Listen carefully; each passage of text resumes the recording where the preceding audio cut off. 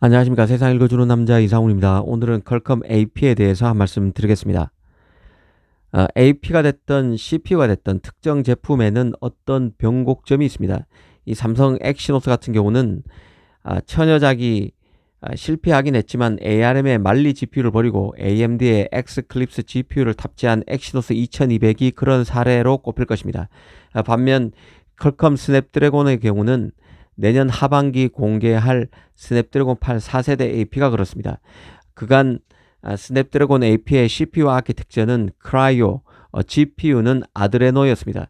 특히 스냅드래곤의 가장 최상위 모델인 8 시리즈의 다음 버전인 4세대 AP가 주목받는 이유는 퀄컴이 인수한 누비아가 만든 자체 CPU 코어인 오라이온이 처음으로 탑재되고 또 GPU도 아드레노의 새 버전이 들어가기 때문인데요. 정확히는 스냅드래곤 8 4세대 AP에는 오라이온 CPU와 4세대 AP, 3세대 AP에 들어간 그 아드레노 750 대신 아드레노 830 GPU가 들어갑니다.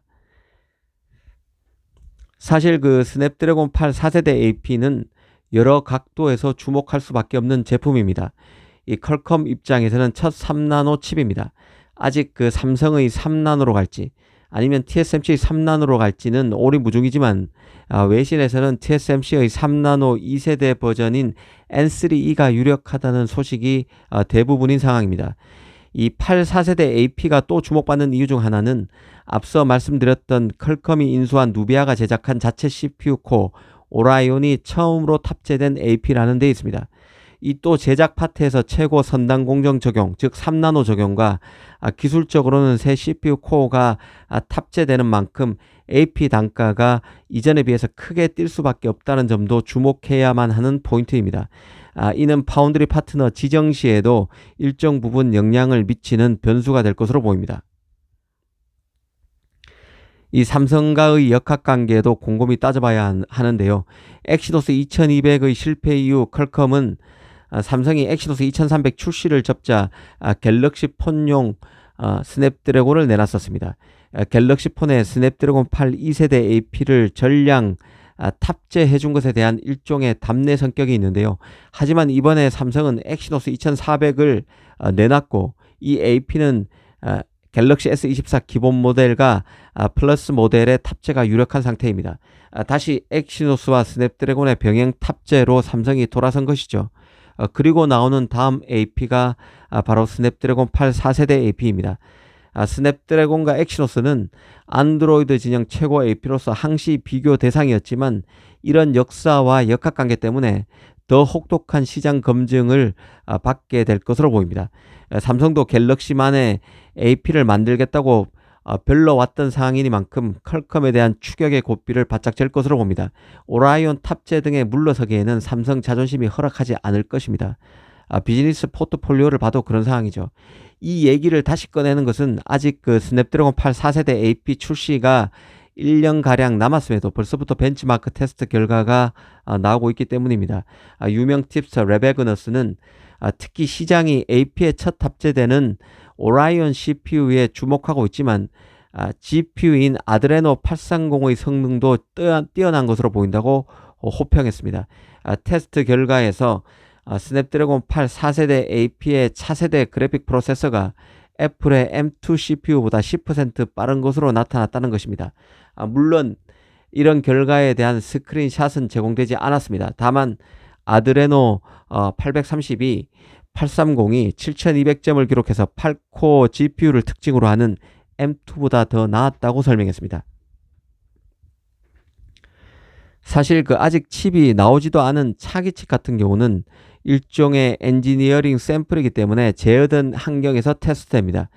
여기에서는 칩셋이 전력 제한 장치를 거의 또는 전혀 사용하지 않고 성능을 발휘하도록 일종의 디자인된다는 뜻이죠.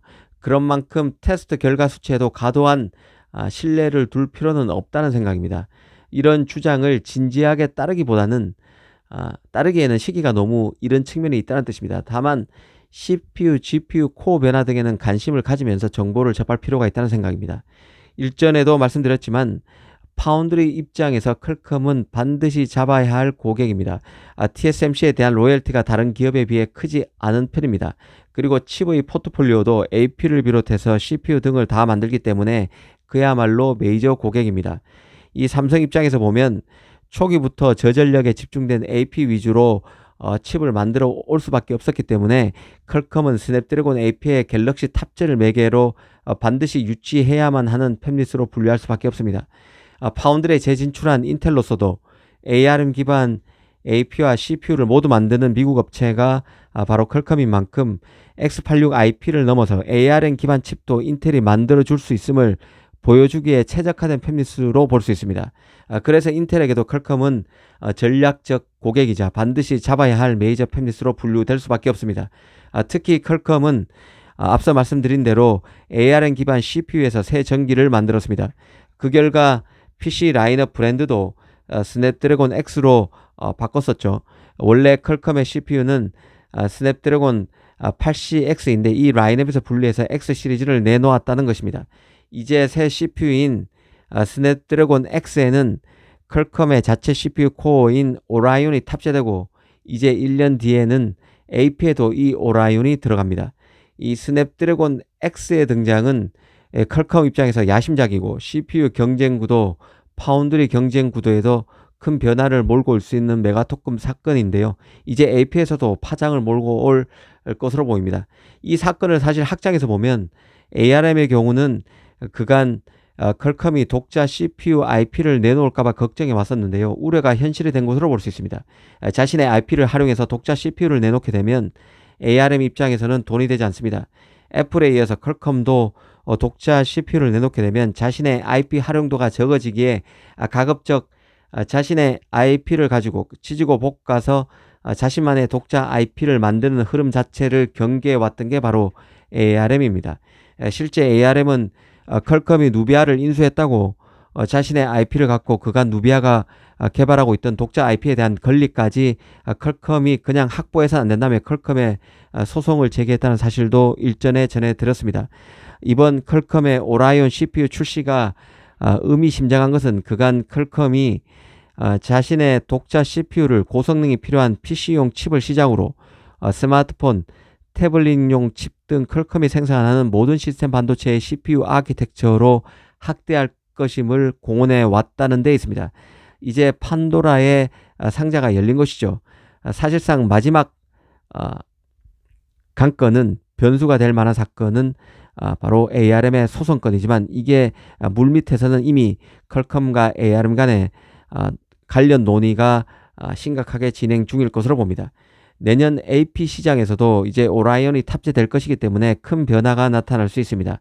오라이온과 새 GPU가 탑재되는 스냅드래곤 8 4세대 AP가 보여줄 성능 개선 폭, 성능 개선 정도는 엑시노스와 파운드리 향배에도 지대한 영향을 줄 수밖에 없다는 생각입니다. 감사합니다.